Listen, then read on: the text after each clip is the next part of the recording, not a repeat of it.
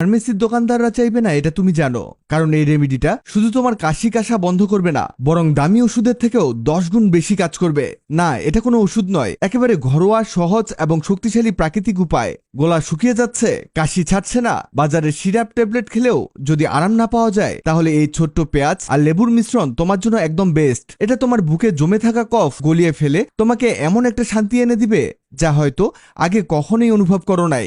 এর জন্য একটি মিডিয়াম সাইজের পেঁয়াজ নাও। এই ছোট পেঁয়াজটার ভিতরে আছে অ্যালিসিন আর কোয়ারসেটিন, যেগুলো কফ গলিয়ে বুক হালকা করে দেয়, শ্বাসনালী থেকে ইনফেকশন ঝেঁটিয়ে বের করে, আর গলা এত মোলায়েম করে তোলে যেন ভিতর থেকে একটা প্রাকৃতিক মেসেজ পাঠায়, ভাই এখন নিঃশ্বাস নাও, সব ঠিক আছে।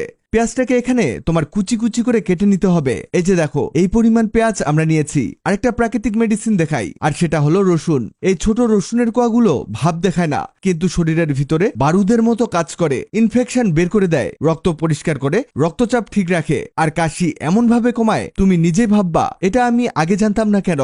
রসুনকে বলতে পারো গলার গুন্ডা। তুমি যদি আজ থেকে রসুনকে বন্ধু বানাও, কাশি তোমার সাথে থাকতে পারবে না। একটা পেঁয়াজ আর 4টা রসুন। এবার নিব একটা আদা। আদা হলো গলার পুরনো বন্ধু। এটা গলার ব্যথা আর কফের রাস্তায় ঢাল হয়ে দাঁড়ায়। শ্বাস নিতে কষ্ট হলে এই জিনিসটা কাজ করে একেবারে সরাসরি, আর শরীরের ভিতরে এমন আগুন জ্বালায় যা ঠান্ডা কাশিকে একদিনে পালাতে বাধ্য করে। 2 স্লাইস আদা নিলেই যথেষ্ট। আজকে যে প্রাকৃতিক সিরাপটি আমরা তৈরি করছি, এটা বানানো এতটাই সহজ যে একবার দেখলেই তুমি এটা বানাতে পারবে।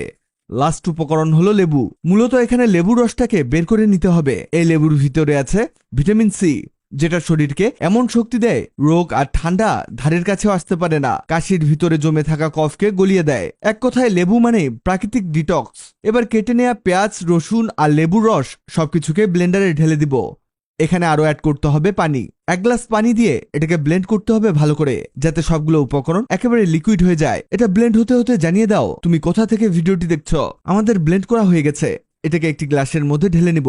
এটা প্রচন্ড রকমের ঝাঁঝালো হয়েছে। এই ঝাঁঝালো কমাতে চাইলে তুমি এতে অ্যাড করতে পারো মধু। মধু হলো প্রাকৃতিক অ্যান্টিবায়োটিক। কাশির সময় এটা গলার দেয়ালে বসে থাকে পাহারাদারের মতো।